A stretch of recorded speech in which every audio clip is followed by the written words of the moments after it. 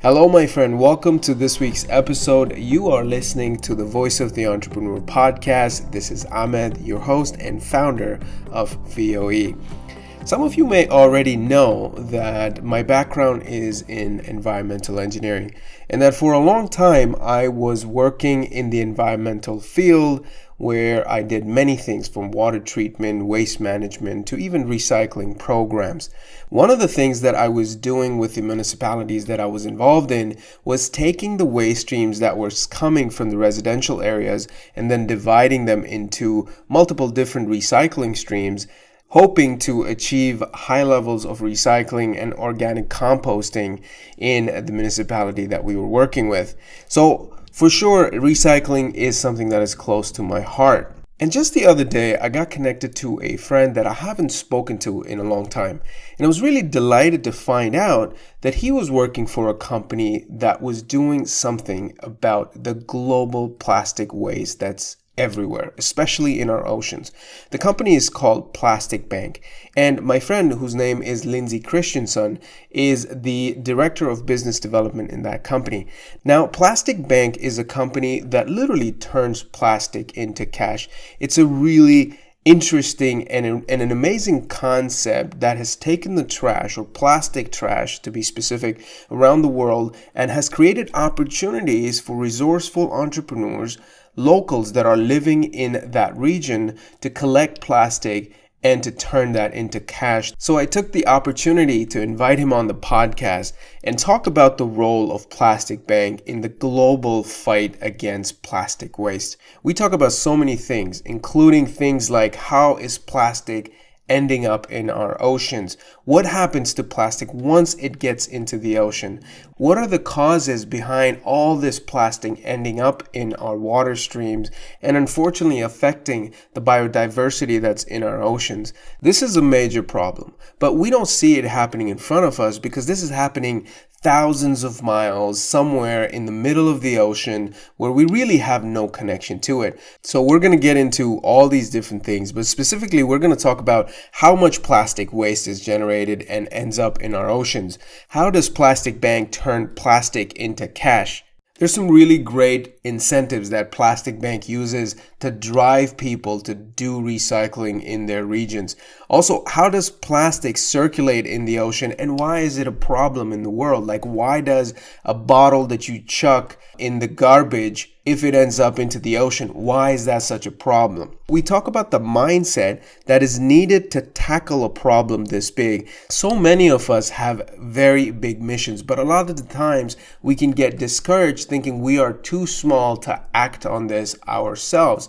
We are too small as one man or a woman to do this. But we talk about the mindset of what the founders of the company had, that they decided to go ahead and tackle this problem that is so big, so massive, that sometimes we can feel too small to do anything about it.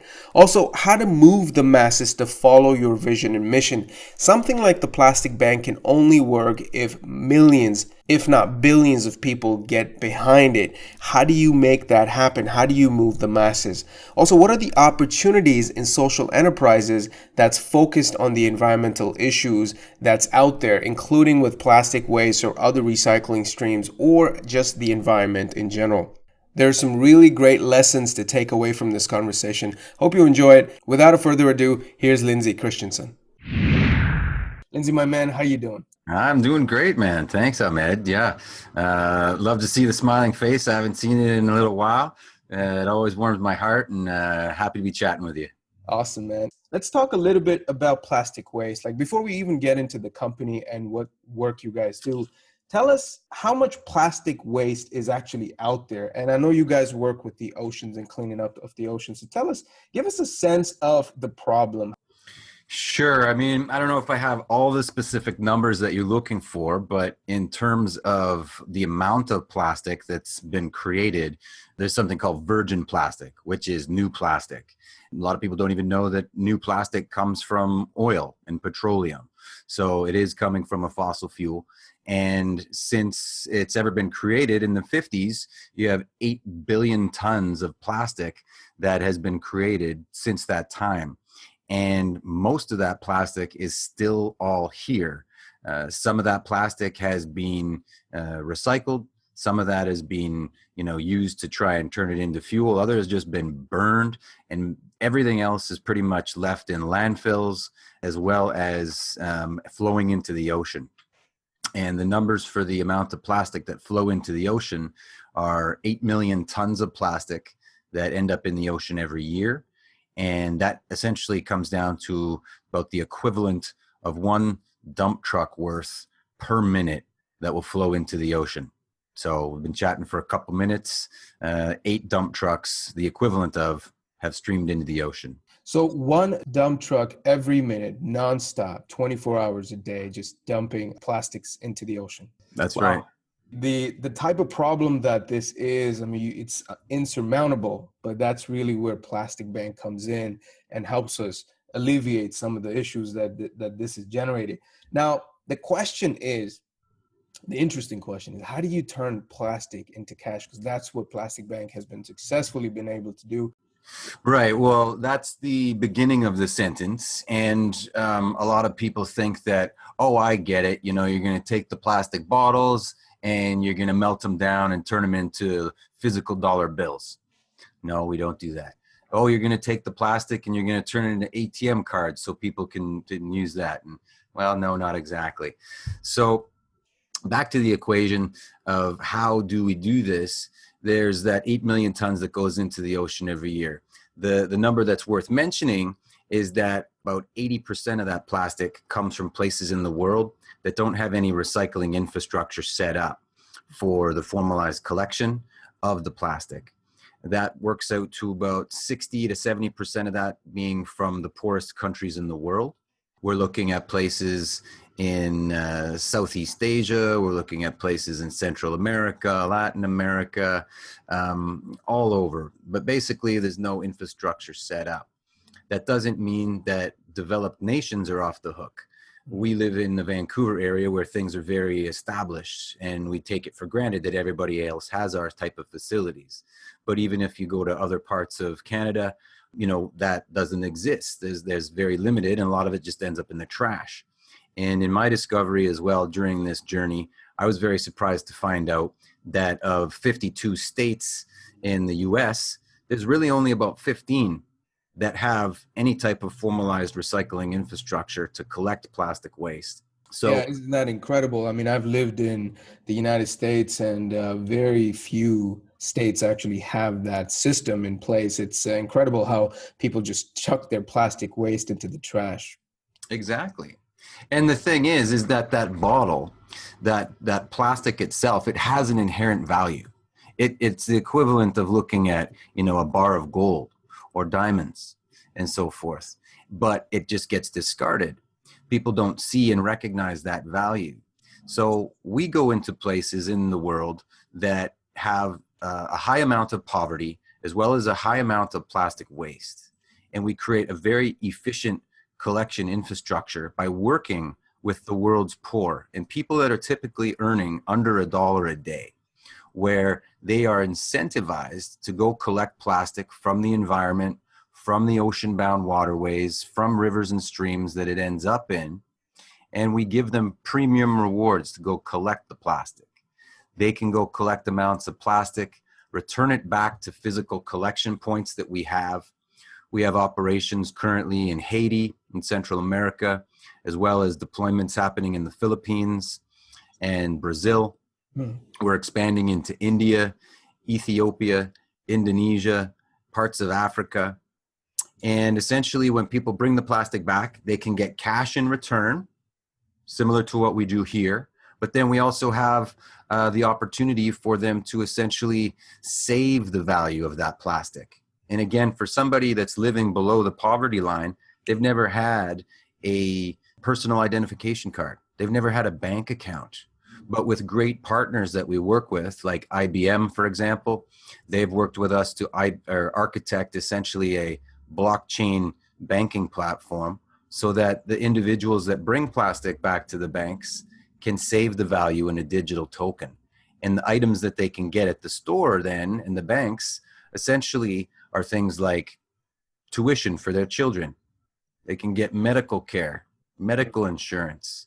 They can get high efficiency cooking stoves We have solar power on the units, so they can use the power coming through the plastic banks to charge a cell phone.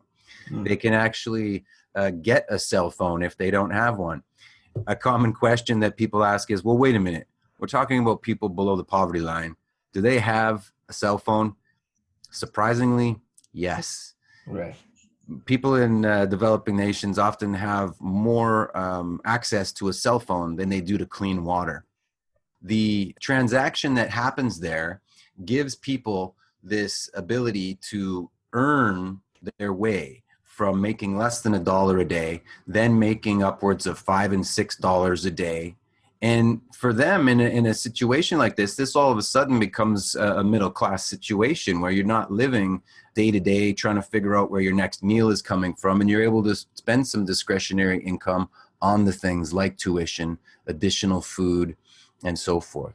That plastic then that comes back to our system, we make that plastic available as a plastic feedstock, where great brands come and work with us to buy that feedstock and then make new recycled products. That's kind of the short version. I can get into some of the other areas that we work in with plastic offsetting and sponsorship and so forth, but we'll come back to the way that plastic bank ties in economic incentives for people to do the cleanups, sure.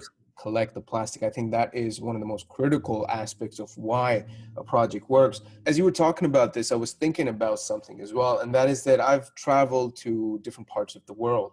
And a lot of the times when I am at a beach, I often see plastic trash just lying on the beach, just there, from all kinds of trash, from plastic bottles to toys to all kinds of different things. I remember this one time I was in Mexico, and I picked up this little piece of plastic that I had no idea what it was, but I picked it up, and it had the text on it was in Korean. And I couldn't understand why there would be a plastic trash here on the Mexican soil that was from the other side of the world. So Lindsay, tell us, how does plastic end up in the ocean, first of all? And how does it circulate around the world? And why is it such a big problem? Well, there's a lot of questions in there. How does it end up in the ocean? Really comes down to, again, like I mentioned, there not being a formalized collection infrastructure in terms of curbside in a lot of the countries. Heck, they don't even have really reliable garbage pickup, right? So you've got a lot of different disease that is happening around that, let alone the ability to recycle. For example, if you go to somewhere like Haiti, you'll see small villages in the hills where you see them, they've consumed plastic, they come out of their house and they take the plastic, and it's kind of like we would put it in our blue bin that we have here that holds plastic, but there's no blue bin. They just put the plastic on the side of the road, right, and nobody comes to collect it except for the weather. And the rain comes and it washes it down into the ditches. It washes it into the rivers. It washes into the waterways. And when you're talking about a lot of these kind of tropical areas, we're talking, torrential rainpour. So it's going to come, flood down really quick, and then it just washes it away. In Haiti, for example, there's something called the plastic canal, where people consume their plastic and they just chuck it in the thing. And then the plastic keeps kind of overflowing, and then gets pushed into the ocean. I had an opportunity to visit one of the beaches there, and beach is a bit of a misnomer. It was more of a village where people lived, and it happened to be on a coastline.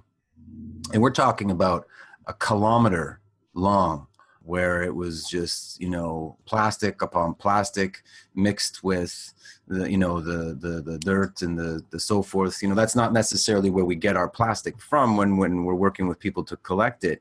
But it was really heartbreaking because these are people living on top of this. And when I see my son, who at that time was 1 year old, could barely walk, I was looking in that environment, and you've got people that are living on top of it with their shanties and corrugated tin roofs. I'm hearing a child cry who's about the same age as my son, barefoot and naked, walking around, right next to pigs and chickens that are trying to eat plastic, and then a guy down the way burning it to try and get, copper wire. That's one path, I suppose, that it comes from. Then, that's the heavier things like the bottles, how it gets picked up, as well as plastic bags. And then in places that have a water table that's not safe to drink, a lot of places get their drinking water, not so much from a water bottle, but from a little like 3-inch by 3-inch or 6 centimeter by 6 centimeter square bag of water. And they basically chew off a corner, they suck the water out, and they toss it. And these little water bags are everywhere. Right. So we're looking at about 13, 14 million people in Haiti. 5 million people rely on these water bags a day. They drink 5 of those a day. That's 15 million little water bags in the environment every day that can get picked up by the wind or the water and right into the ocean.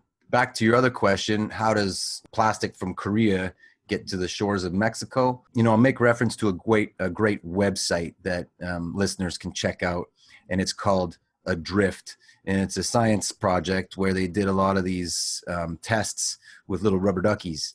And it was head up by, College of London out of the UK and other plastics organizations to track the flows of plastic around the world. And you can click on any shoreline on that, and it's essentially an interactive map where it shows where plastic will start and then where it ends up over 10 years. And for example, when we click on Haiti, in that area of the Dominican Republic, you click on a shoreline there, and it takes really only about 3 to 4 years for the currents and the flows to dump it on the shores of Europe. Click through the channels in Rotterdam and the shores of Europe, it takes about 5 years to get it back down to South America or back down to Central America. Right. You look at the Philippines, you see it actually spreading through that ecosystem and through those island systems in a matter of about 8 months to a year. And that ends up all the way on the shores of Africa. So for something to end up from the Pacific Islands over to Mexico is not a huge stretch because of the amount of flows that it goes around in the ocean itself. And there's something called the 5 gyres, which are essentially these massive currents that are, picking up the plastic. And that's how they transfer from, one coastline to the other. And it's funny because when you think about a country like Haiti and all the plastic trash that's coming from there, it's really a fraction of the entire world's trash that's coming out there. Like, just imagine the country like India or China or any other place that is probably dumping so much more than that. So definitely, a good place to start would be a country like Haiti, but there's so much work to be still done. We all know that plastic is bad for the environment. And the thing is, these plastics are not causing a havoc on the shorelines of different countries. It's actually causing more havoc in the water, somewhere in the ocean, wherever that is. Why is it important that we clean plastic? What is it causing in the world? We all know that plastic is bad, but specifically, if we don't take care of this problem today, why is it so important? Or how is it that it's going to affect our future generations tomorrow? Sure. Well, let me, preface that to say, I think a lot of people have a love-hate relationship with plastic because we love the convenience of it. We love that it can keep our things fresh. We love that we can carry things with it. We love that it can do things and save lives and increase, health standards and things like that. And it's not the plastic itself that causes the problem. It's the people. It's the irresponsibility of us of just not taking care of it and setting it up for that end of life. Why is it important really to keep it out of the oceans? Well, the animals eat it. When we look at the food chain, there's many things called microplastics. This can come in from many different directions than I mentioned, especially things like polyester clothing. Every time you do a load of laundry, little microplastics go right down into the sewer and end up into the ocean as well. There's a choice for consumers to make different purchasing patterns.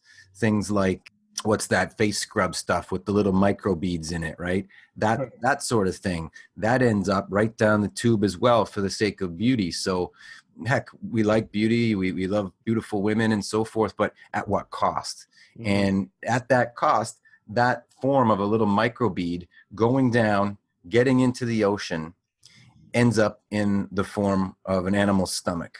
So when a lot of people think of plastic getting into animals, they're thinking things like shape and size of a button, which very much does end up in an animal's stomach. But if that one little fish consumes some plastic, and then the next fish and the next size animal up the food chain continues to eat it, it's like thinking, well, they didn't eat the plastic, so how does it end up in me? And really the thing is that it's the microtoxins from the plastic. So the toxin from the plastic itself that is emitted is what ends up in the bloodstream and within your body that's going to create a carcinogenic effect. So I don't want it in our oceans because I don't personally want to be eating toxins and be getting sick, and I don't want anybody else to get sick. But you were mentioning, where could this go? How bad could it get? I think is what you were alluding to. And if we were looking at the ultimate of being really, really bad, what happens if all the animals die or a large percent of them die in the ocean? You're going to have a major decomposition of animals, which is going to let off a lot of off-gassing and probably create a lot of CO2 and a lot of things that are harmful gases, which is not going to be good for anybody.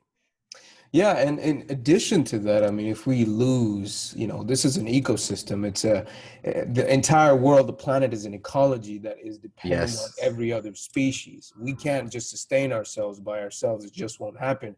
And there's a tendency for us, for people, to think that we are immune to our own actions. And that's just not the truth. And we're seeing more and more of that.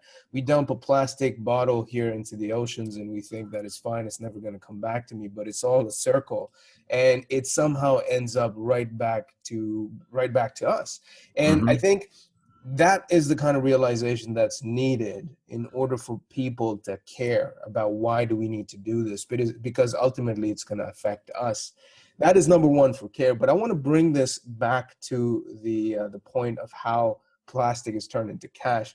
One of the key indicators, Lindsay, to success of an environmental project is how well it's able to tie in to economic incentives.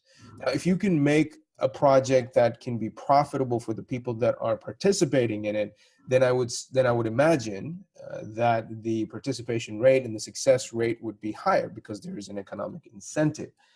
My question is, from your perspective, why do you think that an economic incentive is such an important aspect to having success for a project like this? Well, who's economic success? The collector, the business, the brand, us as a social enterprise? Who do you mean? Everyone has to somehow profit in some way to make it sustainable for them to want to continue this. Otherwise, it just becomes a nonprofit, becomes a social enterprise. And if only one part of the equation is benefiting, it's not sustainable either. So I would say for everyone involved.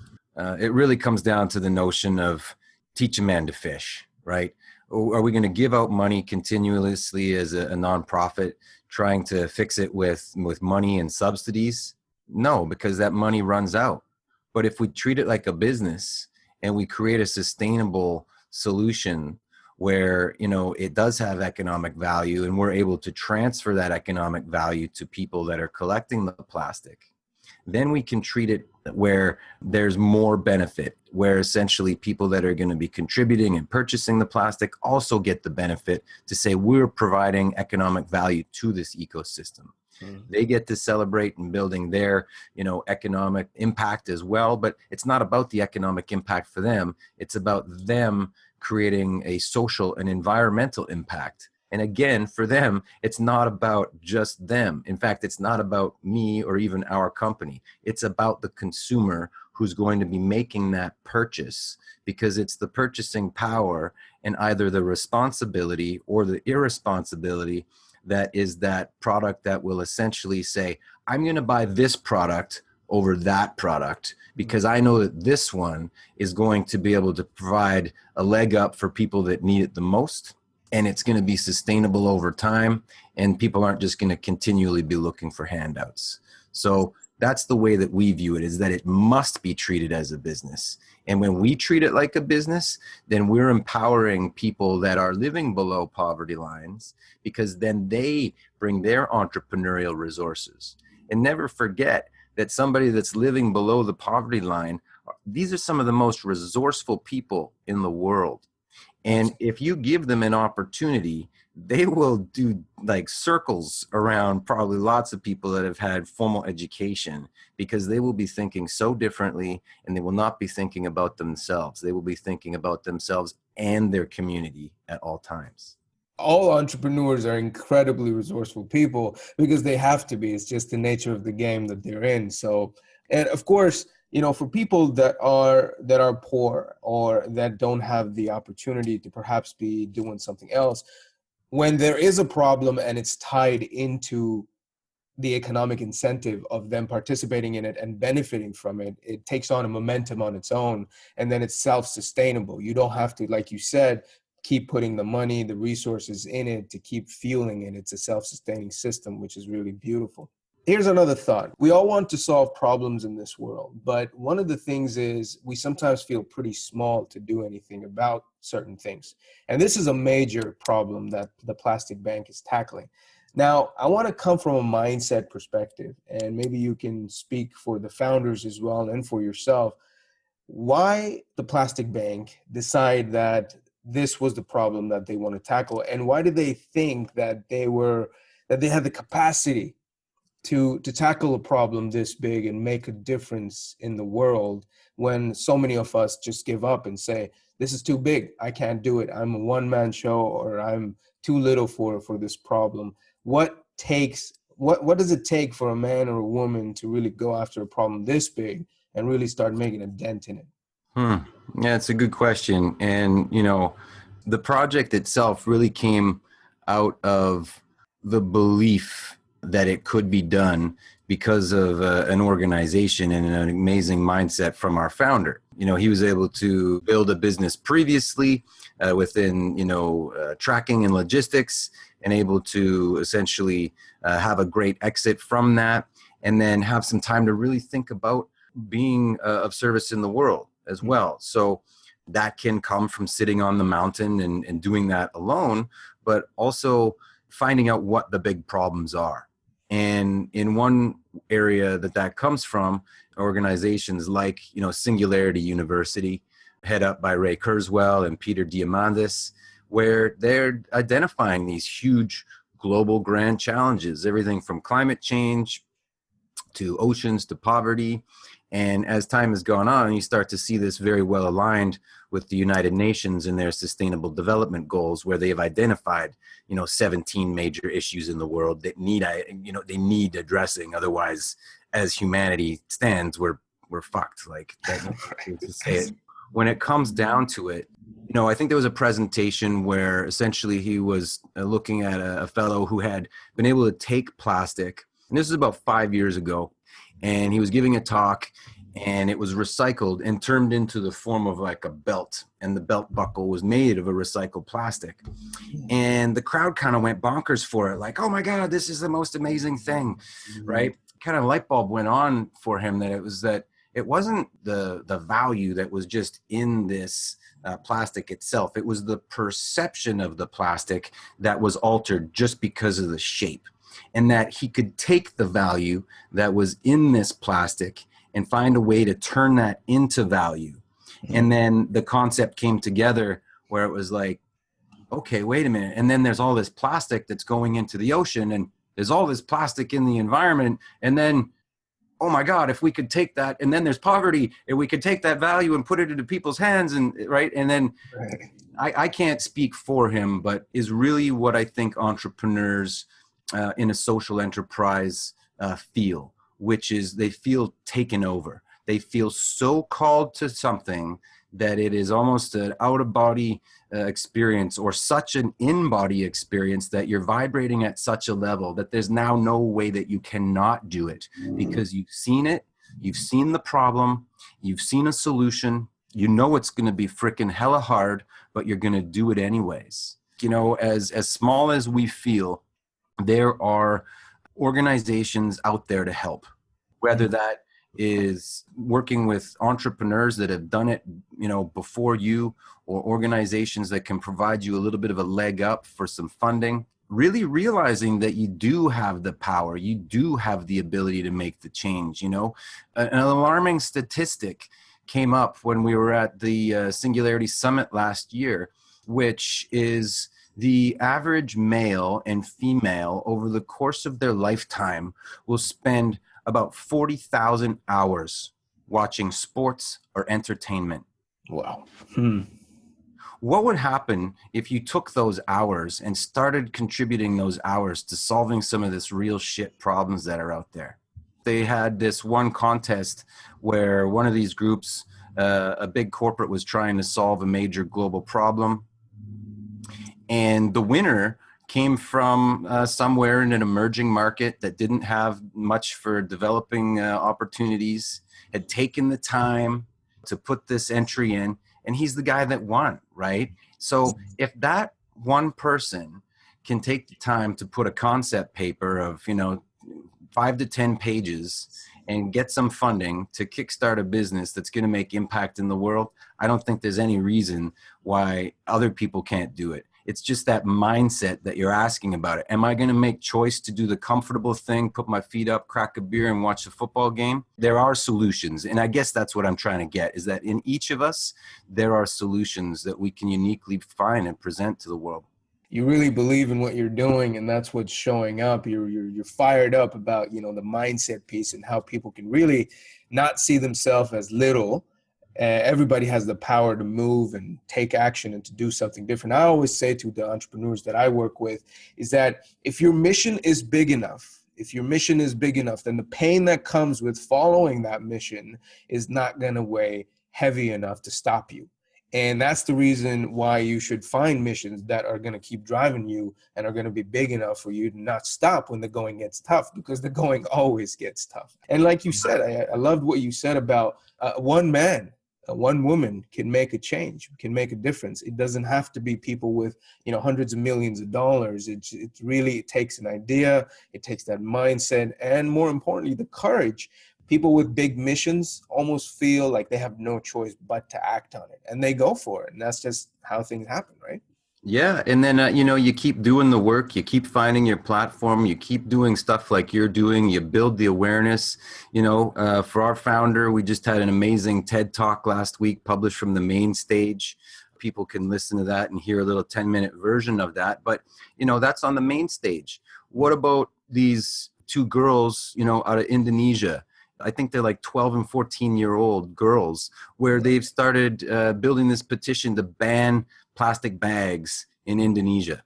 It's incredible, like, find your voice and learn how to speak it. And you mentioned something as well, where you will feel so called to do it, but it's that calling and belief that you can that's going to get you through those hard days, because this has been the most fantastic journeys of my life, but one of the hardest as well. I feel now that doesn't matter. It's still able to get me out of bed at 5 and 6 in the morning, because it's not about me. It's now, okay, I have a way to serve, and that's how I can live my true power. This is exactly the reason why I love doing these podcasts, is because I want to get this energy out in the world. I want these voices to be heard, because when you say things like that, Lindsay, that I can wake up 5 or 6 o'clock in the morning because it's just driving me, that is fire for somebody else. That is inspiration for somebody else to go ahead and do what they want to do in their lives to create the change that they want. And even little things make a massive impact when we put it all together, when we pull it all together. So it doesn't matter how big or small your project is or your purpose is, it's still a purpose worthwhile. So yeah, do the best you that you can do to the best of your abilities, and keep growing outside your comfort zone, right? Absolutely. Absolutely. All right. Shifting gears a little bit, I want to ask you, what does it take to mobilize the masses into a movement that this has become? Because it takes a lot of people. It takes the masses to really make a dent in a problem this big. And the company has been able to do that. Obviously, it's tied economic incentive in that, and that's what it's moving. But for entrepreneurs that are also trying to create social enterprises and that are trying to create movement, what can we learn from the plastic bank and how you've been able to mobilize the masses? Yeah, it's an interesting question. I mean, always keep learning. You know, we have a culture in our business where we listen to a new audiobook every week to get new, inspiration, whether that's spirituality, whether that's leadership or entrepreneurship, stuff to get us thinking differently and to think on our heads and be able to bring creativity when we didn't know we had it. In terms of mobilizing, for us, it's been about thinking into the possibility and living beyond what the past has brought to us. You know, on an annual basis, we often do our BHAGs, or big, hairy, audacious goals. And last year we did one which was to gather 1 billion people together to help stop ocean plastic. And so how do you do that? Well, you speak it into possibility first. Our word is so powerful that if you're going to speak it, why not make it something that is meaningful and so big that it can be able to move the masses, right? And for us, you know, speaking that into existence is one thing, but it has to have that feeling behind it. If there's no feeling like, hey, I'm going to get 1 billion people together, it's going to be awesome. Nah, it's like, we're going to get 1 billion people together to stop ocean plastic. Now I got some energy, it's got some vibration, and that's going into the world. Then, of course, it's going to take action. It's going to take picking up the phone. It's going to take talking to people. It's going to take messaging people on all the mediums that are available to us. And through the relationships that you build and through talking into that possibility, things come into fruition.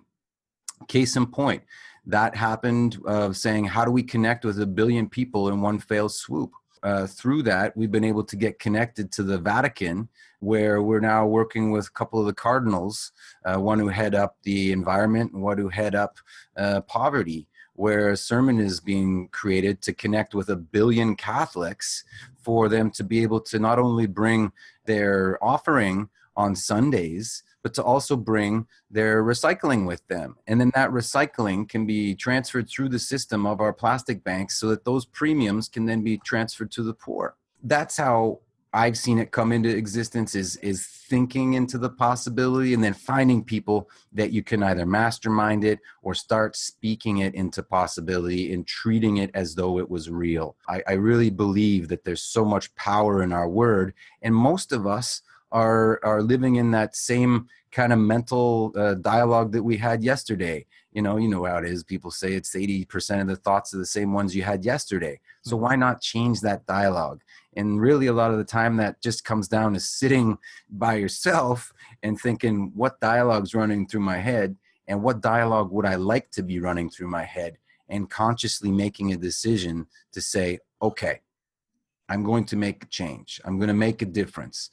First of all, I think that it really does require that self-reflection to do that, so that you can deal with some of your own, let's say, personal issues or garbage or things that are weighing you down. Of course, you can still make it. If you have those issues, it's just going to be a lot easier to fly if you're lighter. I like that. I like that. It's going to be a lot easier to fly if you're lighter. I appreciate you saying that, because it's really about mindset, of course. And it's beautiful enough that I want to reiterate it. First of all, you got to be solid enough in what you believe in. You got to be convicted about your mission and your purpose, and know that you have something in this world that people need to listen to. Like, it's worth enough to have that voice.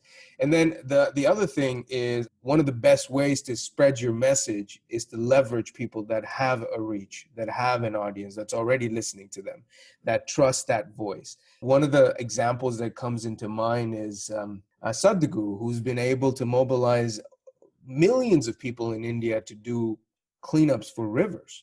Right. And the way that he's been able to do that is because he's become that voice that people can trust. And it is a completely unbiased voice that has no agenda and is not, tied into a certain benefit for anybody. There's no advantage to him personally, or there's no gains. And that's why people really listen to what he has to say, because people can trust that.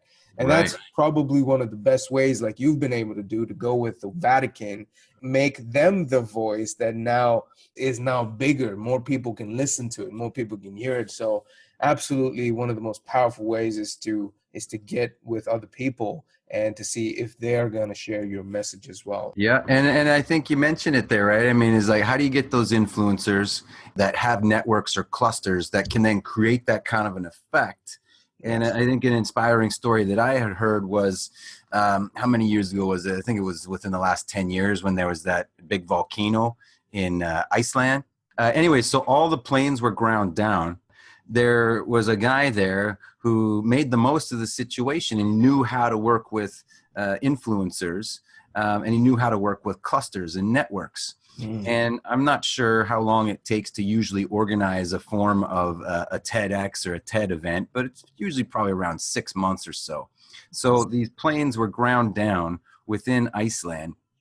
And he essentially started using the network in the time that he had available while ground down to start organizing a TED event in Iceland. And over the period of about 3 or 5 days, whatever it was, he was able to pull together a TEDx event, Iceland, or I think it was actually called TED Volcano, maybe. It was organized in an extremely short amount of time, but it came together by simply finding the influencers, getting them to contact their networks, and then they were able to pull it all together. So there's a lot in that. People mobilize people. That's what it is. It may not even be the cause specifically. It's people. It's people. Yeah. Yeah. In a lot of cases, people are standing by because a lot of people are dormant and they want to be activated. They want to be a part of something. You know, a lot of people are afraid to raise their voice because they're afraid to look stupid. But in so many cases, they got a really important message to share.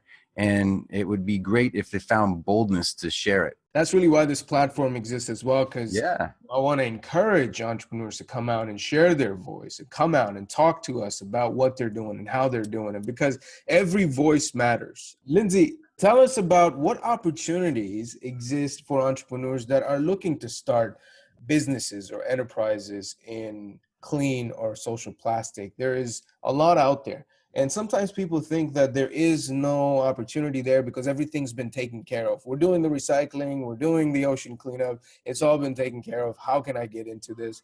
Give us some ideas, man, on what are the opportunities for social entrepreneurs out there.